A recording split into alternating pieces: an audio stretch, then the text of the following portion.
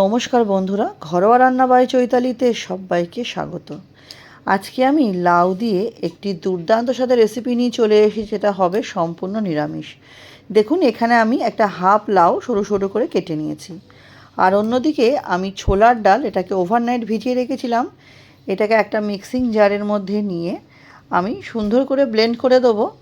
লক্ষ্য রাখতে হবে যেন কিছুটা ডাল আমার একটু গোটা গোটা থাকে, মুখে পড়লে ভালো লাগে। দিলাম 1 ইঞ্চি আদা আর একটা কাঁচা লঙ্কা দিয়ে এটা সুন্দরভাবে বেটে নিয়েছি। এবার আমি এর মধ্যে হাফ চামচ হলুদ, স্বাদ অনুযায়ী নুন এবং 1 চামচ গোটা জিরে দেবো। যখন জিরেটা মুখে পড়বে, বড়াটা খাওয়ার সময় বেশ দুর্দান্ত লাগে খেতে। এবার এটাকে খুব ভালো মতো আমি ফেটিয়ে নেব। নিরামিষ লাউ তো আপনারা অনেক রকমভাবেই বানিয়েছেন, তা আমি যেভাবে বানাচ্ছি একবার এভাবে বানিয়ে দেখবেন। এতটাই দুর্দান্ত হয় খেতে, গরম গরম ভাতের সাথে অসাধারণ লাগে। এছাড়া যারা লাউ খেতে পছন্দ করেন না, তারাও কিন্তু খুব ভালো লাগবে তাদের। এবার আমি একটা কড়াই বসিয়ে তাতে দিয়ে দিয়েছি হচ্ছে 2-3 চামচ মতো সর্ষের তেল।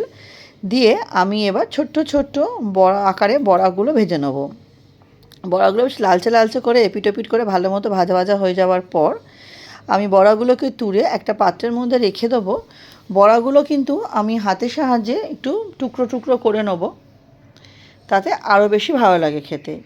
এরপর কড়াইতে আরও 1 চামচ তেল দিয়ে তাতে দিলাম সাদা জিরে, একটা তেজপাতাকে দুভাগ করে দেবো আর 2টো মতো শুকনো লঙ্কা দিয়ে ফোড়নটা আমি কয়েক সেকেন্ড একটু ভালো মতো ভাজা ভাজা করে নেবো। দেখবো ফোড়ন থেকে সুন্দর একটা গন্ধ আসছে। এবার দিয়ে দেবো 4টে মতো কাঁচা লঙ্কা। কাঁচা লঙ্কাটা আমি মাঝখান দিয়ে চিড়ে দিয়েছি। আর দিয়েছি হাফ ইঞ্চি মতো আদা, এটা গ্রেট করে আমি একটু থেতো করে নিয়েছিলাম, দিয়ে দিলাম। দিয়ে আবার একটু ভালো মতো ভাজা ভাজা করে নিতে হবে, যাতে আদা পুড়ে না যায় সেদিকে লক্ষ্য রাখতে হবে। এবার দিলাম একটা টমেটো, সরু সরু করে কেটে আমি টমেটোটা দিয়ে দিলাম। টমেটোটা তো তাড়াতাড়ি গলে যায়, তার জন্য এই টমেটোটার উপরে আমি দিয়ে দেবো হচ্ছে অল্প একটুখানি নুন। তার আগে টমেটোটা একটু হালকা ভাজা ভাজা করে নিলাম। এবারে এই টমেটোটার ওপরে আমি দিয়ে দেবো স্বাদ অনুযায়ী নুন এবং হলুদ। নুন হলুদ দেওয়ার পর এর মধ্যে আমি দিয়ে দেবো হচ্ছে হাফ চামচ মতো জিরে গুঁড়ো। এর মধ্যে আর কোনো গুঁড়ো মশলা ব্যবহার করব না। দিয়ে এবার খুব ভালো মতো আমি কিন্তু টমেটোটার সাথে মশলাটা ভালো মতো কষিয়ে নেব। কষাতে কষাতে দেখবো অনেকটা শুকনো হয়ে আসছে, তাই এর মধ্যে আমি 2 চামচ মতো জল দিয়েছি। দিয়ে এবার ভালো মতো আমাকে কষিয়ে নিতে হবে। মিনিট 2-3 মতো ঢেকে রাখলাম। দেখুন, মশলাটা কিন্তু দুর্দান্তভাবে আমার কষে গেছে। এই পর্যায়ে এর মধ্যে আমি দিয়ে দিলাম কেটে রাখা লাউগুলো। লাউ থেকে যেহেতু অনেকটাই জল বার হয়, তাই এই রান্নাটা করাতে কিন্তু আমি কোনো রকম জলের ব্যবহার আর করিনি। লাউটা দিয়ে খুব ভালো মতো লাউটার সাথে মশলাটা আমাকে কষিয়ে নিতে হবে। আমি ঢাকা দিয়ে দিয়ে লাউয়ের সাথে মশলাটা কষে দেবো। তাতে কি হবে, অনেকটা নরমও হয়ে যাবে আর লাউ থেকে কিন্তু জল ছাড়তে শুরু করবে। তার আগে লাউটা দিয়ে মশলাটা আমি খুব ভালো মতো আগে কষিয়ে নিচ্ছি। তারপর আমি এটাকে ঢেকে মিনিট 3-4 মতো রেখে দেবো। 3-4 পরে দেখুন লাউ থেকে কিন্তু অনেকটাই আমার জল বার হয়েছে। এটা আমি খুন্তি দিয়ে খুব ভালো মতো কিন্তু এবার নাড়িয়ে নিতে হবে।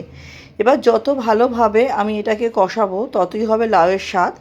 এবং নাড়াতে নাড়াতে লক্ষ্য রাখতে হবে যাতে জলটা আমার টেনে যায়।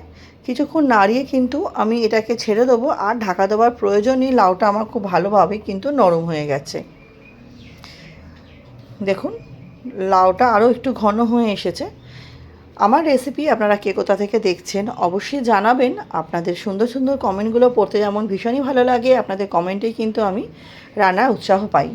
এবার দিয়ে দিলাম খুব সামান্য চিনি। নিরামিষ রান্না, তাই অল্প একটু চিনি দিলাম। চিনি দিলে সমস্ত স্বাদ ব্যালেন্স তো হবে। যদি আপনাদের পছন্দ না হয় স্কিপ করতে পারেন। এবার যে বড়াগুলো ভেজে রেখেছিলাম সেগুলো হাত দিয়ে দুভাগ করে নিয়েছিলাম, সেই বড়াগুলো মিশিয়ে দিলাম। বড়ার সাথে লাউটা কিন্তু খুব ভালো মতো আমাকে মিশিয়ে নিতে হবে।